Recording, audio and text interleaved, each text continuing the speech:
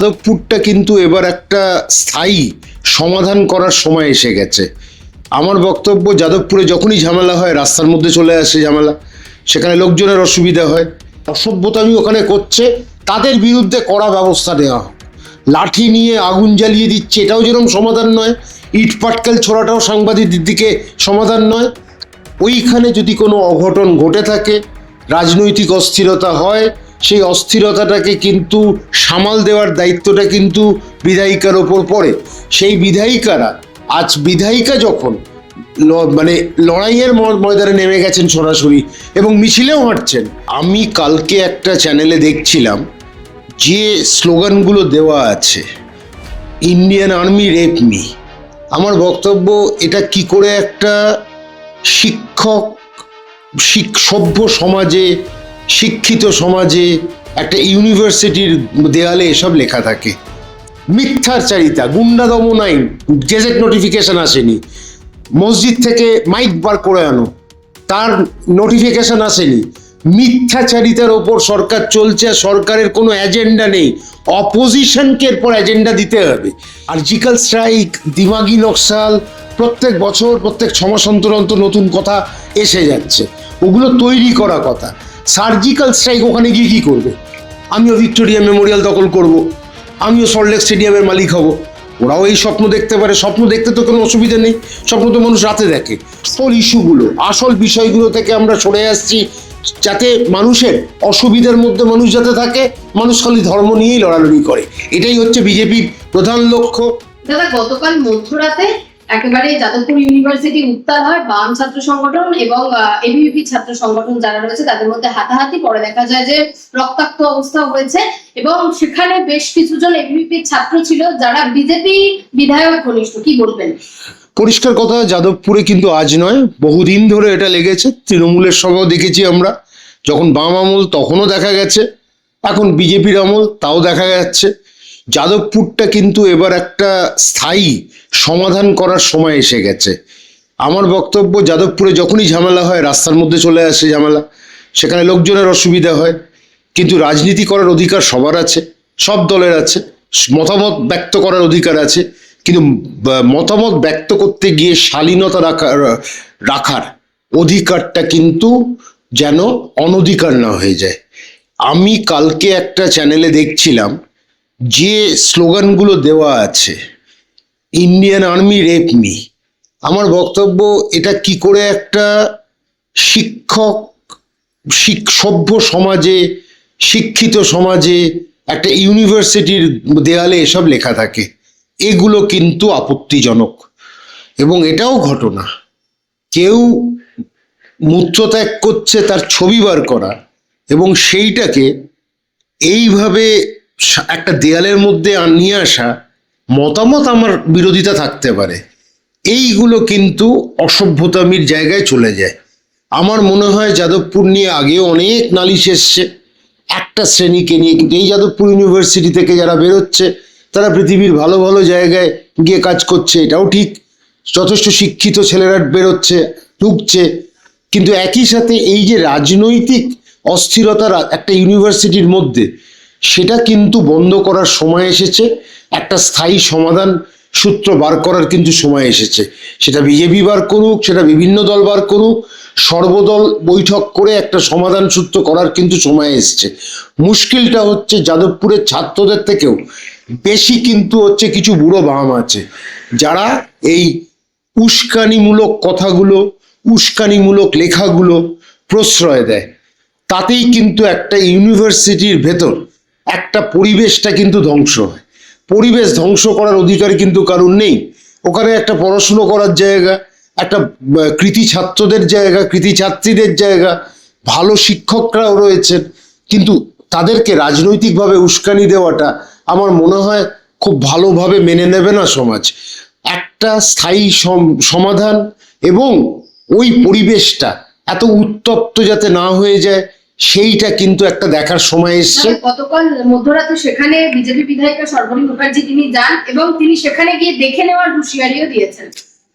সর্বরী মুখোপাধ্যায় কিন্তু political green horn, অর্থাৎ রাজনৈতিকভাবে উনি কিন্তু খুব একটা অভিজ্ঞতা সম্পন্ন মানুষ নয়, অভিজ্ঞও নয়।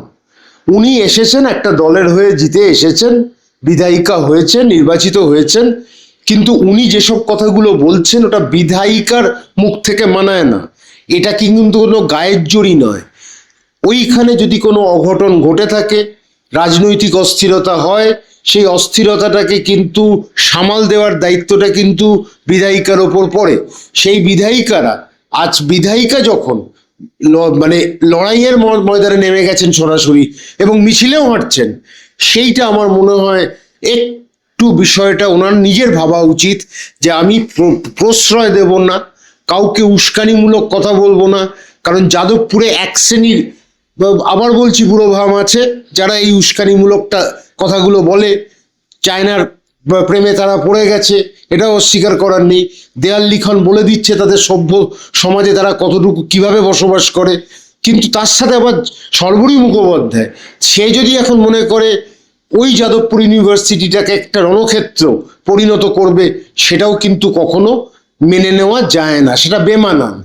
সুস্থ পরিবেশ তৈরি হোক এবং যদি যারা অসভ্যতামি ওখানে করছে তাদের বিরুদ্ধে কড়া ব্যবস্থা নেওয়া হোক। লাঠি নিয়ে আগুন জ্বালিয়ে দিচ্ছে, এটাও যেরকম সমাধান নয়, ইট পাটকেল ছোড়াটাও সাংবাদিকদের দিকে সমাধান নয়।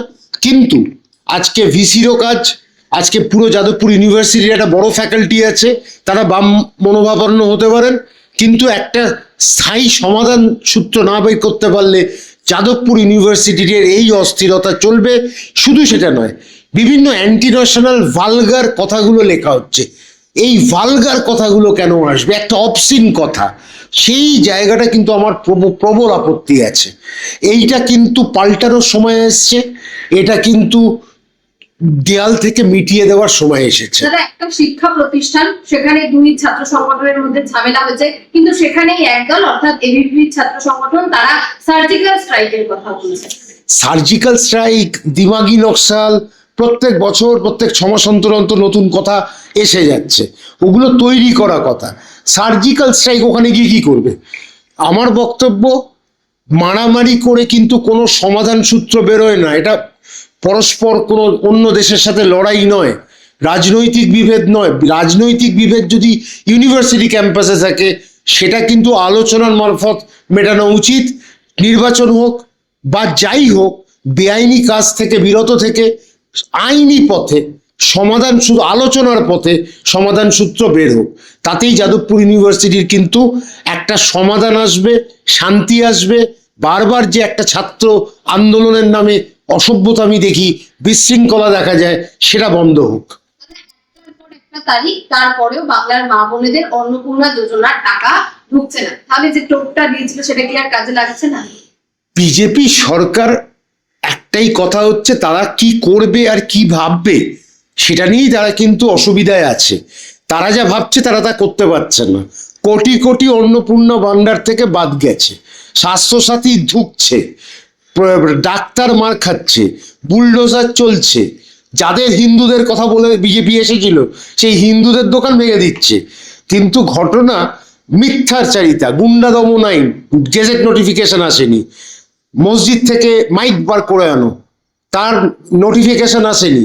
মিথ্যাচারিতার ওপর সরকার চলছে, আর সরকারের কোনো এজেন্ডা নেই। অপোজিশনকে এরপর এজেন্ডা দিতে হবে। এখন মুশকিল হচ্ছে, অপোজিশনের মধ্যেও তো একটু ভাগাভাগি হয়ে গেছে। একটা ক্লাব তৈরি হয়েছে, আপেল আর আখরোট মিলে একটা ক্লাব তৈরি করেছে।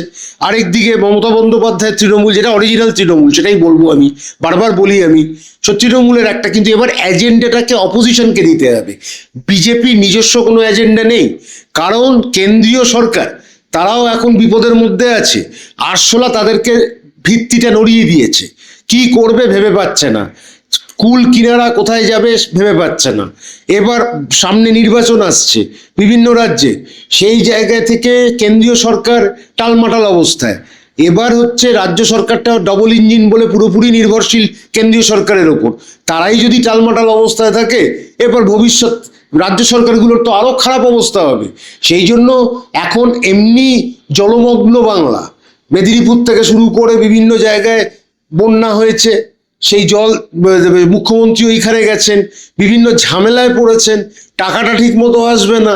তো এই করতে গিয়ে সরকার খুব অসুবিধায় পড়েছেন, বিচলিত সরকার, কিন্তু একইভাবে সরকার বিভিন্ন রকম সার্কাসে মেতে আছেন। এই সার্কাসগুলো আমরা দেখতে পাচ্ছি। অন্নপূর্ণা ভান্ডার নিয়ে একটা সার্কাস হচ্ছে, মানুষের সাথে খারাপ অবস্থায় আছে। তো মানুষ আজকে বিভিন্ন সময় মানুষ আজকে অসুবিধার মধ্যে পড়েছে। তো এটা বিজেপি প্রমিস যা করেছে, যা প্রতিজ্ঞা করে এসেছিল, সে তা মানুষের প্রমিসগুলো রাখতে পারবে না। তো সেটা মানুষ বুঝতে পারছেন যে 3 মাস 6 মাস দেওয়া উচিত, 3 মাসের মধ্যেই তাদের খারাপ অবস্থা। তো আর কি হতে চলেছে সামনে অপেক্ষা করি না। বহু বছর থাকবে, সেটা তো আমিও বলতে পারি। আমিও ভিক্টোরিয়া মেমোরিয়াল দখল করব, আমিও সল্টলেক স্টেডিয়ামের মালিক হব। ওরাও এই স্বপ্ন দেখতে পারে, স্বপ্ন দেখতে তো কোনো অসুবিধা নেই। স্বপ্ন তো মানুষ রাতে দেখে, ওরা স্বপ্নটাকে মনে রাখে। তো মনে রেখে এসব কথা বলতে দিন। তবে একটা কথা বারবার বলছি, যেটাই হোক, যেটা নিয়ে বিজেপির জোর সেখানে হচ্ছে এখানে হিন্দু ভোট কনসলিডেটেড হয়েছে। যেখানেই যা করে সেটা কিন্তু গেজেট নোটিফিকেশন পরিষ্কার দেওয়া হয়। খালি মুসলমান মুসলমান করে এটা বিজেপি একটা টার্গেট করছে। ধর্মের মধ্যে মানুষকে মশগুল করে রাখো, ধর্মের নিয়ে মারামারি করো। একই সাথে এই ধর্ম নিয়ে মারামারি করতে গেলে আমার পরিষ্কার বক্তব্য, আসল ইস্যুগুলো, আসল বিষয়গুলো থেকে আমরা সরে আসছি, যাতে মানুষের অসুবিধার মধ্যে মানুষ যাতে থাকে। মানুষ খালি ধর্ম নিয়েই লড়ালড়ি করে, এটাই হচ্ছে বিজেপির প্রধান লক্ষ্য, প্রধান উদ্দেশ্য। এই উদ্দেশ্য সফল করতেই তারা নেমেছে। দাদা, কিছুদিন আগে দেখা গেল মসজিদ থেকে মাইক তুলে নিয়ে যাচ্ছে পুলিশ, কিন্তু অবশেষে কলকাতা হাইকোর্ট এই নির্দেশকেই খারিজ করে দিল। তাহলে বিজেপি কি কোনোভাবে উদ্দেশ্য প্রণোদিতভাবে এই কাজটা করছিল? পুরোটাই মিথ্যাচারিতার ওপর ছিল। হাইকোর্ট কেন ডিসমিস করলো? সরকার পক্ষ বললে এরকম তো গেজেট আমরা বার করিনি এখনো, তাহলে হাইকোর্ট কেসটা ডিসমিস করে দিল। তো আমার বক্তব্য হচ্ছে একই তো গুন্ডা দমন আইন।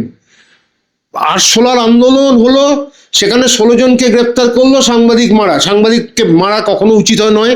সাংবাদিকদের ওপর আক্রমণের তীব্র সমালোচনা আমি করি, কারণ গণতন্ত্রের চতুর্থ স্তম্ভ। যদিও মেইন স্ট্রিম মিডিয়া সেটা প্রমাণ করতে পারছে না, বারবার ব্যর্থ হচ্ছে প্রমাণ করার। সেখানে দালালি করছে, তারা সাবকতা করছে।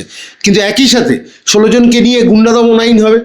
সকালে পুরবো না, সকালে বিকেলে ভরবো, কিসব একটা কথাবার্তা শুনছিলাম। এই হ্যাঁ হ্যাঁ, তো 3 পুরুষ মনে রাখবে, এই কথাগুলো তো বেশ সুন্দর লাগে। কিন্তু গেজেট নোটিফিকেশনই আসে না। একটা নোটিফিকেশন আসবে, তারপর বিধানসভায় আলোচনা হবে, ভোটাভুটি হবে। এই কারণ জানে মানুষকে যদি একটু মানে ভুল বুঝিয়ে দেওয়া যায়, মানুষ এটা মানবে। তো যে ঘটনাটা এরকম মানুষকে যদি ভুল বোঝাতে থাকি বারবার, তাতে মানুষ কি হয়, মানুষ এই ভুলটা বুঝতে থাকে এবং সেটা মেনে নেয় একটা সময়। যেরকম বামেরা প্রফুল্ল সেন স্টিফেন হাউস কিনবে, এটা বলেছিল স্টিফেন হাউসের মালিক, সেটা মানুষ মেনেছিল, এককালে বিশ্বাস করেছিল। একই সাথে বিধান রায়, অত বড় মুখ্যমন্ত্রী, তাকে বলা হতো এনআরএস মেডিকেল কলেজের তার কন্যা কল্যাণী, তার সাথে বিধান রায়ের প্রেম ছিল, মানুষ সেটা মেনেছিল। কিন্তু পরে দেখা যায় কল্যাণী বলে কোনো নীলরতন সরকারের কোনো কন্যাই ছিলেন না, তাই নামে কল্যাণ করার জন্য কল্যাণী হয়েছিল। যাই হোক, এরকম মিথ্যাচারিতা মানুষ মেনে নেয়, বারবার মিথ্যাচারিতা করলে মেনে নেয়। গোয়েবেলসের থিওরি ছিল এটা, তার আগে থেকেই মিথ্যাচারিতা চলছে। যেরকম মেনে নেয়, যেরকম সনাতনী আর হিন্দু ধর্ম এক করে ফেলেছি আমরা, মানে একেবারে খিচুড়ি বানিয়ে ফেলেছি, ঠিক সেটাই।